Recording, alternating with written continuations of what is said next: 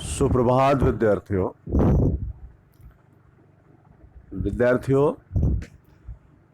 हिंदी अध्ययनशाला में आप लोगों का स्वागत है। आइए आज हम हिंदी अध्ययनशाला में हिंदी विषय का अध्ययन करते हैं।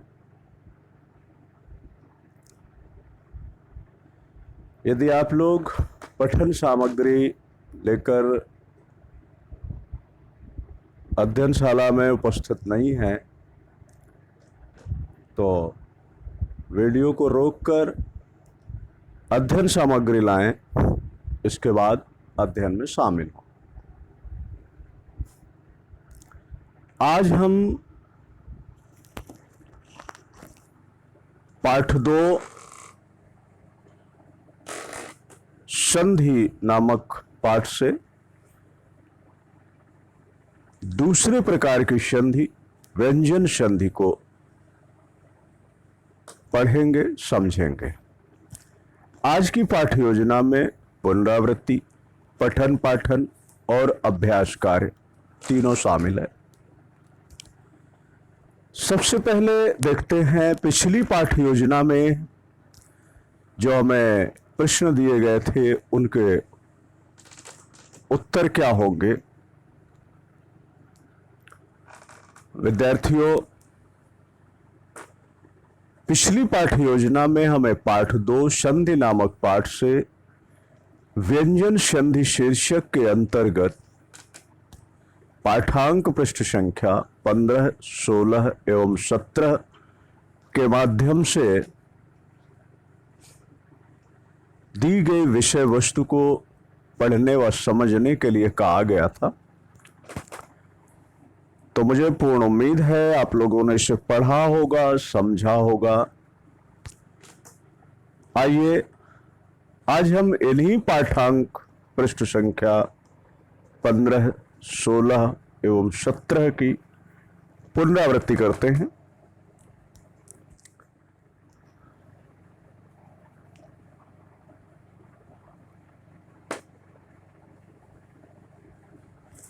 पाठांक पृष्ठ संख्या 15, 16, 17 के माध्यम से व्यंजन संधि के कुछ नियमों को हमने कल पढ़ा था। वही हमें गृह कार्य में भी उन्हीं नियमों को पढ़ने के लिए निर्देश दिया गया था। तो कल के पाठ्य योजना में आप लोगों ने व्यंजन संधि पढ़ा था, घर में उसे दोहराया है। आइए एक बार उसे फिर से दोहरा लेते हैं। व्यंजन संधि क्या होती है? जब परस्पर मिलने वाले दो शब्दों में से पहले शब्द के अंत में कोई व्यंजन और दूसरे शब्द के प्रारंभ में कोई स्वर या व्यंजन हो तो उनके बीच होने वाले मेल को व्यंजन संधि कहते हैं। उदाहरण जैसे दिक् धन गज मिलकर बना दिग्गज। ठीक है, ये व्यंजन संधि। अब व्यंजन संधि किन नियमों के आधार पर होती है वो यहां पर बताया गया है। तो व्यंजन संधि निम्नलिखित नियमों के आधार पर होती है। पहला नियम है वर्गीय वर्णों के संबंध में नियम। वर्गीय वर्ण क्या होते हैं? वर्णमाला में 5 प्रकार के वर्ग होते हैं। पहला का वर्ग, दूसरा चा वर्ग, तीसरा टा वर्ग, चौथा ता वर्ग और 5वां पा वर्ग। तो इन्हीं और प्रत्येक वर्ग में 5-5 अक्षर होते हैं। जैसे का वर्ग में क, ख, ग, घ, अंगा। चा वर्ग में च, छ, ज, झ, इया। टा वर्ग में ट ठ ड ढ अण, ता वर्ग में ता थ द ध न, और पा वर्ग में प फ ब भ म। तो इस प्रकार से ये वर्णमाला में 5 वर्ग होते हैं और प्रत्येक वर्ग के वर्ण होते हैं। तो उन्हीं वर्गीय वर्णों के संबंध में क्या नियम है बताया जा रहा है। यदि किसी वर्ग के पहले वर्ण, कोई भी वर्ग है उसका पहला वर्ण क च ट त प, ये किसी भी वर्ग का पहला वर्ण है। 5 वर्ग होते हैं, 5 वर्ग के पहले। तो यदि किसी वर्ग का पहला वर्ण उसका मेल किसी भी वर्ग के तीसरा वर्ण ग, ज, ड, द और बा, किसी भी वर्ग का पहला वर्ण है उसका किसी भी वर्ग के तीसरे वर्ण, चौथा वर्ण क्या होता है? घ, झ, ढ, ध, भा। ठीक, किसी भी वर्ग के पहले वर्ण का मेल किसी भी वर्ग के तीसरे या चौथे वर्ण से होता है, या य, र, ल, व से होता है, अथवा किसी स्वर में से होता है। देखिए, किसी वर्ग का पहला वर्ण हो क, च, ट, त, प, और इसका मेल किससे हो? किसी वर्ग के तीसरे वर्ण ग, ज, ड, द, ब, चौथे वर्ण घ, झ, ढ, ध, भ, या य, र, ल, व, या किसी स्वर के साथ उसका मेल हो, तो यह वर्ग का जो पहला वर्ण क, च, ट, त, प है वह अपने ही वर्ग के तीसरे वर्ण में बदल जाता है। जैसे का है, का मेल आ के साथ हुआ, का धन आ, तो वह बदल कर क्या बन जाएगा? गा बन जाएगा। जैसे चा है, चा का मेल हो गया झा के साथ, तो वह बदल कर क्या बन जाएगा? जा, अपने वर्ग का तीसरा वर्ण।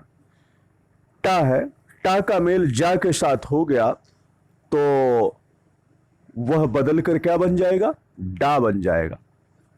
तो इस प्रकार से किसी भी वर्ग का पहला वर्ण किसी भी वर्ग के तीसरे, चौथे या यारा लावा या किसी स्वर के साथ उसका मेल होता है, तो वह अपने ही वर्ग के तीसरे वर्ण में बदल जाता है। ध्यान दीजिए इसे। दूसरा नियम है,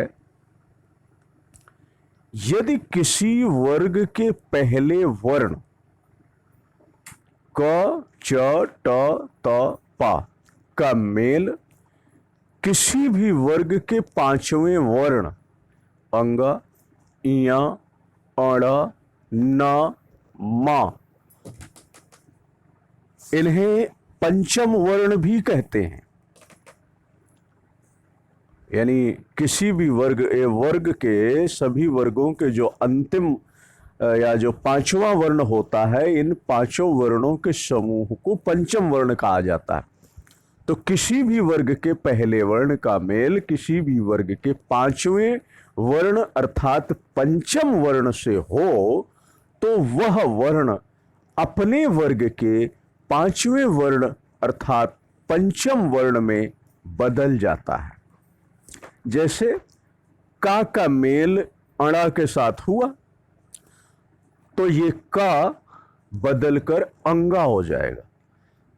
किसी भी वर्ग का पहला वर्ण किसी भी वर्ग के पांचवें वर्ण के साथ यदि मेल होता है, तो वह अपने ही वर्ग के पांचवें वर्ण में बदल जाता है।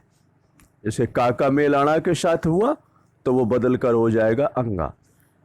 चा का मेल अंगा के साथ हुआ, तो वह बदलकर हो जाएगा इया।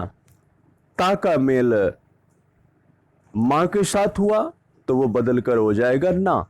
ठीक, इस प्रकार से पहले वर्ण किसी भी वर्ग के पहले वर्ण का मेल किसी भी वर्ग के पांचवें वर्ण से होता है, तो वह बदलकर अपने ही वर्ग का पांचवां वर्ण या पंचम वर्ण बन जाएगा। ठीक। दूसरा नियम है ता के संबंध में विशेष नियम। ता के संबंध में क्या नियम है? तो का नंबर दिया हुआ है, यदि त के बाद च या छा हो तो त के स्थान पर च हो जाता है।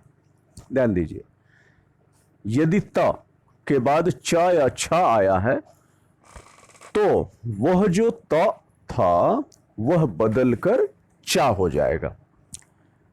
ठीक। यदि ता के बाद ज अथवा झा आया है तो ता के स्थान पर जा हो जाएगा। यानी ता आया है, उसके साथ मेल करने के लिए जा है या झा है, कोई भी है, जा या झा में से कोई भी एक है, तो वह बदलकर ज बन जाता है। तीसरा नियम, यदि ता के बाद ट या ठ हो तो त के स्थान पर ट हो जाता है। देखिए, ता के बाद चाछा है तो वो चा में बदल जाता है। ता के बाद जाझा है तो वह जा में बदल जाता है।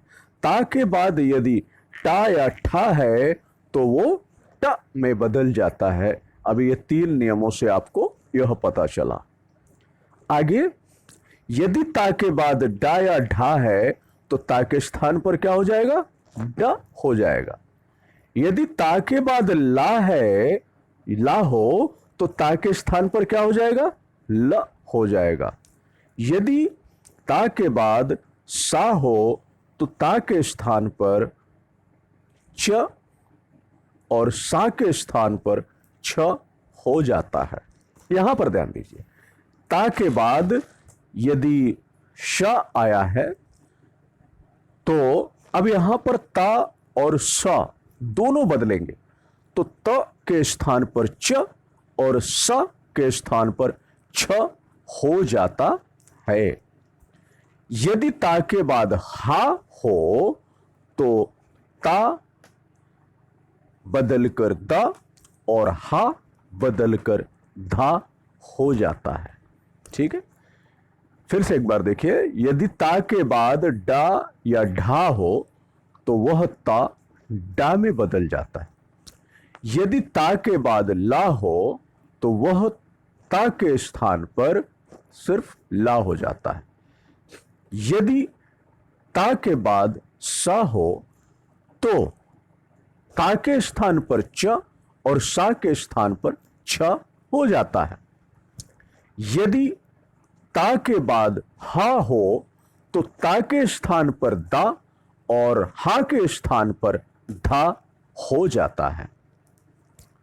इस प्रकार यह ता से संबंधित नियम थे।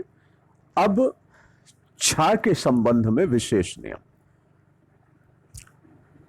यदि किसी स्वर के बाद छ वर्ण आ जाए तो इस छ वर्ण से पहले चा जोड़ दिया जाता है। किसी भी स्वर के बाद, कोई भी स्वर है, उसके बाद छ वर्ण आया है तो छ वर्ण से पहले च जोड़ दिया जाता है। यह छ से संबंधित नियम था। अब हम लोग आज पठन पाठन के क्रम में पाठांक पृष्ठ संख्या 17 को पढ़ेंगे, समझेंगे।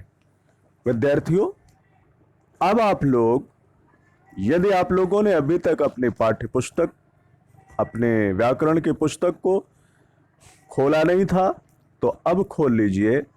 अब हम लोग पाठ्य पुस्तक के अनुसार अध्ययन करेंगे।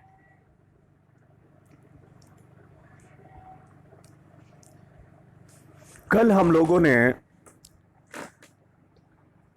व्यंजन संधि के 3 नियम पढ़ लिए थे। आज हम चौथे नियम से आगे बढ़ेंगे। चौथा नियम है मां के संबंध में नियम। तो यहां मां के संबंध में पहला दिया है नियम, यदि मां के बाद का से भा तक कोई व्यंजन हो तो मां उसी वर्ग के अंतिम वर्ण अथवा अनुस्वार में बदल जाता है। अंतिम वर्ण, किसी भी वर्ग का जो अंतिम वर्ण होता है वही पंचम वर्ण होते हैं और इन्हीं पंचम वर्णों का अनुस्वार बनता है। तो अनुस्वार यानी वर्ण के ऊपर जो बिंदु रूप में जिसे लिखा जाता है या आधे अक्षर के रूप में लिखा जाता है, अनुस्वार बिंदु के रूप में ही लिखते हैं। तो यहां पर पहले नंबर नियम में बताया जा रहा है कि यदि म के बाद का से भा तक, का से लेकर के भा तक कोई भी व्यंजन आता है तो म उसी वर्ग के अंतिम वर्ण अथवा अनुस्वार में बदल जाता है। जैसे उदाहरण के लिए देखिए, शम धन गति। अब शम यानी मां और उसके बाद गति यानी गा, तो इन दोनों का जब मेल हुआ तो यह जो मां था वह उसी वर्ग के अंतिम, तो मां किस वर्ग के अंतिम वर्ण में बदला है? ग। ग ग का वर्ग का तीसरा वर्ण है।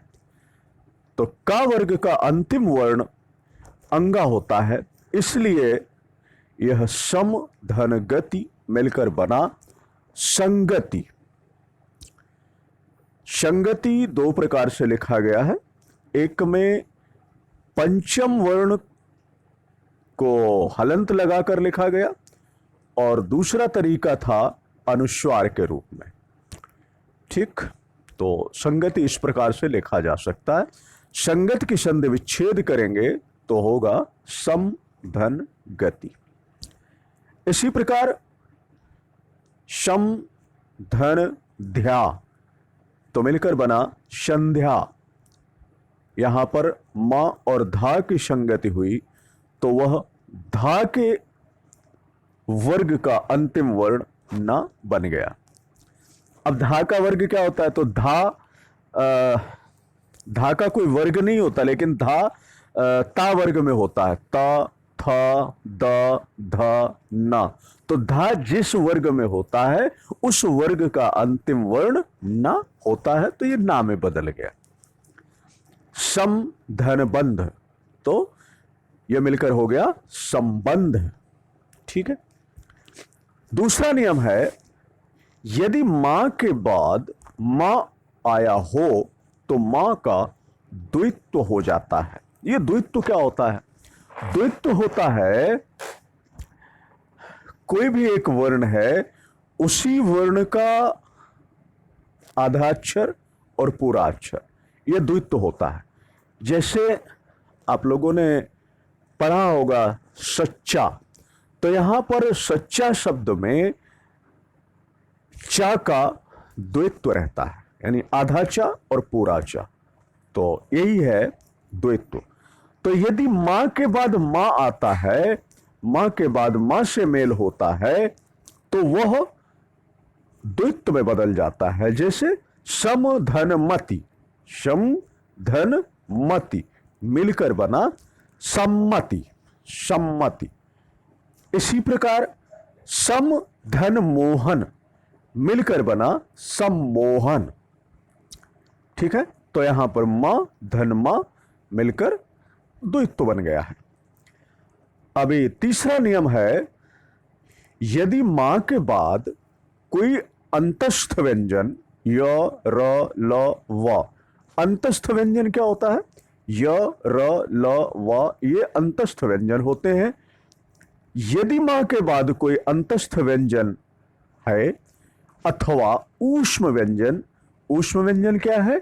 ऊष्म व्यंजन है श, श, स, ह। ये ऊष्म व्यंजन है।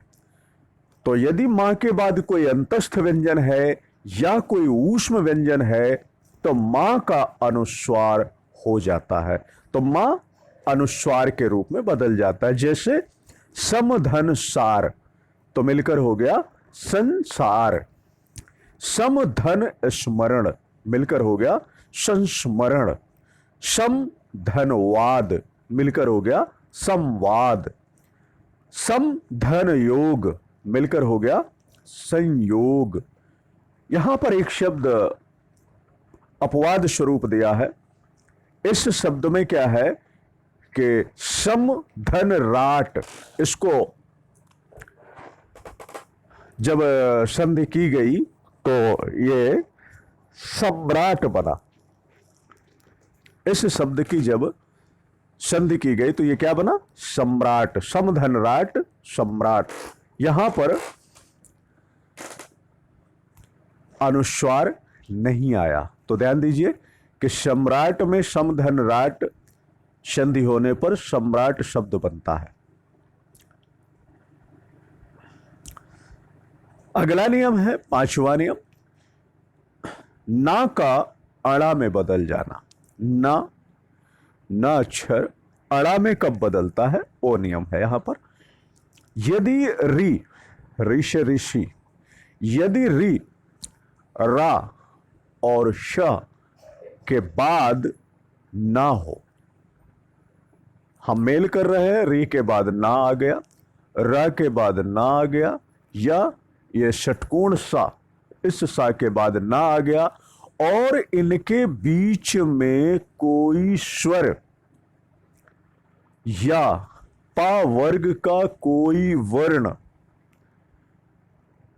अनुस्वार या वा हा में से कोई वर्ण हो तो ना अड़ा में बदल जाता है।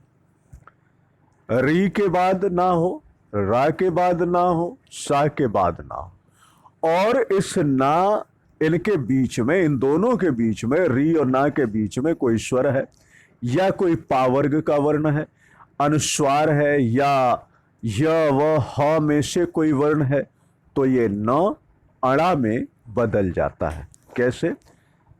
प्रधनमान बनकर, मिलकर बन गया प्रमाण। यहां पर क्या था? पदेन था, और पदेन पा वर्ग के वर्ण पा में लगा हुआ है, तो ये मिलकर ये जो ना था, मान न, ये न अड़ा में बदल गया है।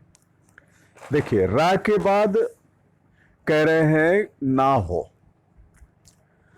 तो और उन रा और ना के बीच में पा वर्ग का कोई वर्ण हो, अनुस्वार या व हा में से कोई वर्ण हो, तो ये ना अड़ा में बदल जाता है। तो यहां पर यही हुआ, प्रधनमान बदलकर हो गया प्रमाण। अब री धन ना, ऋण, तो ये बदलकर हो गया ऋण, ऋण, ना अड़ा में परिवर्तित हो गया। भर धन अन, तो ये मिलकर हो गया भरण। परि धन नाम, ये मिलकर हो गया परिणाम। ठीक है, तो इस प्रकार से ना अड़ा में भी बदल जाता है। अगला नियम है सा का शा में बदल जाना। सा का शा में बदल जाना कैसे? यदि सा से पहले अ या आ से कोई भिन्न स्वर आ जाए, यदि सा से पहले अ या आ से अलग कोई स्वर आता है तो सा में बदल जाता है। जैसे वी धन सम, तो ये मिलकर बना विषम। यहाँ के विषम जो संधि में प्रयोग हो रहा है, और विषम जो संधि होकर शब्द बन रहा है, इन दोनों की वर्तनी पर ध्यान दीजिए, स्पेलिंग पर ध्यान दीजिए। वी धन सम मिलकर बना विषम। यहां पर क्या है, यहां पर सा की संगति स्वर ई के साथ हो रही है, जबकि यहां कहा गया है कि सा से पहले अ या आ ना आया हो। अगर अ या आ आया होता तो ये शामिल नहीं बदलता, ये षटकोण शामिल नहीं बदलता, लेकिन यहां पर सा से पहले ई आया है, ई स्वर है, इस वजह से ये सा षटकोण सा में बदल गया है। निधन सिद्ध, तो यहां पर वर्तनी पर ध्यान दीजिए, बदलकर बन गया निषिद्ध। ठीक है, तो आज का पठन पाठन क्रम हमारा केवल पाठांक पृष्ठ संख्या 17 तक ही था।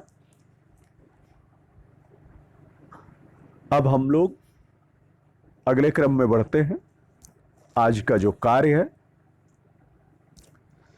आज के कार्य में आपको यहां पर कुछ प्रश्न दिए जा रहे हैं। इन प्रश्नों के उत्तर, प्रश्न और इनके उत्तर आपको अपनी हिंदी नोटबुक में लिखना है, संधि करना है। यहां पर का से घा तक शब्द दिए हुए हैं, इन शब्दों की संधि करके लिखना है। दूसरा प्रश्न है, निम्नलिखित के संधि विच्छेद करो। का से घा तक शब्द दिए हैं, इन शब्दों के आपको संधि विच्छेद करना है। ये संधि युक्त शब्द दिए हैं, इनका संधि विच्छेद करना है। अपनी व्याकरण की पुस्तक को पढ़ें, समझें, संधि करें और संधि विच्छेद करें। इसके बाद तीसरा प्रश्न है, वर्गीय वर्णों के संबंध में क्या नियम है, लिखें। वर्गीय वर्णों के संबंध में आपको क्या नियम बताया गया, क्या समझाया गया, तो वर्गीय वर्णों के संबंध में जो नियम बताए गए, समझाए गए, उसे आपको अपनी नोटबुक में लिखना है। अगला प्रश्न है, यदि संधि करते समय यदि किसी स्वर के बाद छ वर्ण आ जाए तो इस छ वर्ण से पहले क्या जोड़ते हैं, उदाहरण सहित लिखो। प्रश्न भी लिखना है, उत्तर भी लिखना है।